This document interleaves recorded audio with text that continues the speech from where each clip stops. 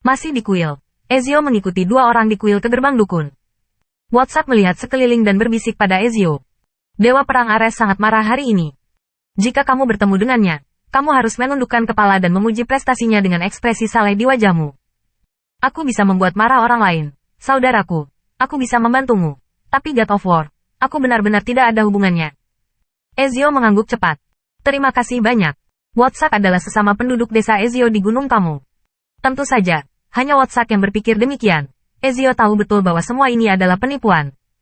Tujuannya adalah untuk mencari tahu dari dukun apakah dia bisa mendapatkan obat untuk Qin Yichen. Tiba-tiba, WhatsApp buru-buru mengambil bahu Ezio dan menariknya mundur selangkah. Percepat. Ezio bahkan tidak memikirkannya. Jadi dia menundukkan kepalanya dan berdiri dengan hormat di sisi jalan. Dia tahu bahwa WhatsApp tidak akan pernah melawannya sampai dia menemukan penyamarannya. Sesama penduduk desa hanyalah 3 kata sederhana, tetapi mereka membawa beban yang tidak dapat dijelaskan, yang membuat orang tak tertahankan. Langkah, langkah. Mendengar langkah kaki ini, Ezio tahu bahwa ini pasti sosok yang hebat di kuil. Sedikit lebih hormat dalam tindakan. Tiba-tiba, sepasang kaki berhenti di depan Ezio. Kamu bukan anggota kuilku. Mengapa kamu bisa memasuki kuil? Ezio mendengar suara itu, dan punggungnya mati rasa. Keberuntungan ini mutlak-mutlak. Selain Ares, siapa lagi yang memiliki suara familiar ini? Dengan keras, Ezio berlutut di tanah. Kedua kakinya gemetar ketakutan, dan giginya gemeretak. Kembali, kembali, tuanku, Dotaku. Penampilan yang tidak jelas membuat Ares merasa jijik. Dia ingin menyelidiki kuil secara menyeluruh, menunggu kabar dari iblis-iblis itu. Dan pada saat yang sama meredakan amarah di hatinya. Tapi melihat Ezio begitu takut dan pemalu, dia pasti tidak memiliki kepercayaan diri untuk melawan dirinya sendiri. Segera kehilangan minat padanya. Melihat situasinya tidak baik, WhatsApp melangkah maju dan berkata, "Hormat adalah rasa hormat tertinggi. Yang mulia Dewa Perang, orang ini adalah kampung halaman saya. Karena kampung halaman saya telah berubah, dan berkeliaran di sini. Saya membawanya ke sini karena saya ingin menyiapkan obat untuknya. Pemburu tidak memiliki kekuatan yang mulia. Jika Anda terluka tanpa obat, Anda hampir pasti akan mati." Setelah penjelasan ini, wajah Ares akhirnya terlihat lebih baik. Menjangkau untuk mengangkat Ezio dari tanah, Ares menepuk bahunya. "Melihat bakatmu bagus, bagaimana kalau memasuki kuilku?" Setelah Ares benar-benar mengamuk, hatinya jarang sedikit tenang. Bukan karena dia bangun, tapi karena dilihat dari penampilan Ezio dan pujian WhatsApp, dia masih dewa perang tertinggi. Ada begitu banyak orang di dunia ini yang kagum pada diri mereka sendiri. Hanya masalah waktu sebelum ketiga iblis itu dikalahkan. Saya memiliki begitu banyak orang percaya di kuil. Mereka tidak. Hanya masalah waktu sebelum mereka ditemukan dan kemudian dimusnahkan. Balas dendam penuh harapan, dan ekspresi Ares sedikit mereda. Setelah mengundang Ezio untuk bergabung dengan kuil, dia pergi dengan tangan di punggungnya. Ezio sangat takut sampai keringat dingin keluar di punggungnya. Baju di punggungnya basah kuyup. Selama Ares melihat penyamarannya, dia tidak memiliki kesempatan untuk bertahan hidup. Gilgamesh, yang kekuatannya berada di atasnya, dihancurkan di tangan God of War, belum lagi dirinya sendiri. WhatsApp sangat gembira dan menamparkan bahu Ezio. "Bagus, sekarang kamu tidak perlu berburu di luar untuk mencari nafkah." WhatsApp adalah sukacita yang nyata. Setelah melihat Dewa Perang Ares pergi, dia membawa Ezio ke rumah dukun dan membawa paket besar bahan obat. Sebelum pergi, Ezio menyerahkan sepotong daujing ke WhatsApp. "Ini diambil di jalan, dan saya tidak tahu apakah itu berguna. Aku akan kembali dan mengemasi barang-barangku dulu, lalu aku akan kembali untuk mencarimu."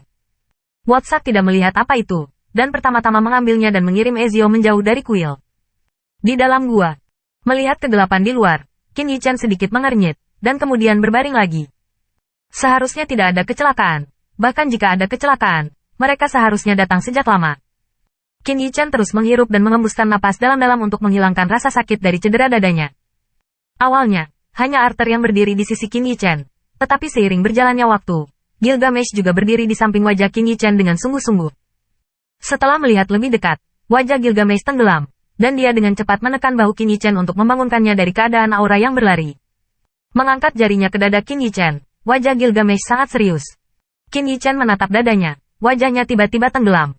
Dada sudah benar-benar gelap. Jika itu adalah cedera biasa, itu akan menjadi waktu yang lama untuk pulih. Bagaimana mungkin benda gelap ini tertinggal? Mungkinkah? Wajah Qin Yichen tiba-tiba menjadi sangat jelek. "Sepertinya aku tidak bisa menghindari Ares, Dewa Perang, untuk saat ini," kata Arthur cepat. "Kita bersama, tidak ada yang bisa menahan kita." Gilgamesh mengetuk kepalanya. Ini harus menjadi salah satu aturan dunia, dan bertahan dalam tubuh adalah langkah pembunuh. Jika kamu ingin memecahkannya, kamu hanya bisa memaksa Ares, Dewa Perang, untuk membukanya sendiri. Tapi kekuatan kita tidak cukup. Setelah kejutan awal, Qin Yichen juga memulihkan ketenangannya. Dia mencubit kulit dadanya dengan tangannya dan dengan hati-hati merasakan perubahan di dalamnya. Setelah waktu yang lama, Qin Yichen membuka matanya. Menyumpahi. Dibutuhkan kastor untuk mematahkan kutukan, atau untuk mengalahkan medium. Meskipun ada satu solusi lagi selain usulan Gilgamesh, itu juga sangat sulit. Perisai di tangan Ares tidak peduli tingkat Taobao. Sebelum benar-benar menguasai aturan dunia, dia hanya bisa mengandalkan tentara kekaisaran yang lebih maju. Tapi sekarang Qin Yichen dan yang lainnya benar-benar tidak berdaya. Qin Yichen menghela nafas. Masih ada setengah tahun sebelum kutukan itu menyerang. Selama setengah tahun, bahkan untuk pembudidaya yang paling biasa, itu adalah waktu yang sangat singkat, apalagi bagi para pembudidaya tahun-tahun yang panjang. Dalam setengah tahun, ada terlalu sedikit hal yang bisa dilakukan, atau bahkan diabaikan. Arthur menggertakkan giginya. Tidak ada cukup waktu bagi kita untuk bersiap. Gilgamesh, apakah mungkin bagi kita untuk mengalahkan Ares bersama-sama? Melihat tekad di mata birunya, Gilgamesh perlahan menggelengkan kepalanya. Meskipun raja ini sangat ingin membantumu, raja ini tidak mengizinkanmu mati. Untuk menghadapi Ares, kita harus menguasai setidaknya satu jalan aturan. Tanpa restu aturan dunia, kunci surga hanya bisa memenjarakan mereka yang berada di bawahku. Arthur menundukkan kepalanya perlahan, hatinya tidak berdamai. Gilgamesh memandang Qin Yichen. Namun, demi menyelamatkan diriku sekali, raja ini akan mundur dan mencerahkan Dao dalam 6 bulan terakhir, dan akan mengalahkan Ares untukmu dalam 6 bulan. Adapun kutukan, raja ini hanya bisa melakukan yang terbaik. Qin Yichen sama sekali tidak peduli dengan komentar mereka, dengan hati-hati memeriksa tubuhnya. Tiba-tiba, dia membuka matanya. Aku punya cara, tapi itu agak berisiko.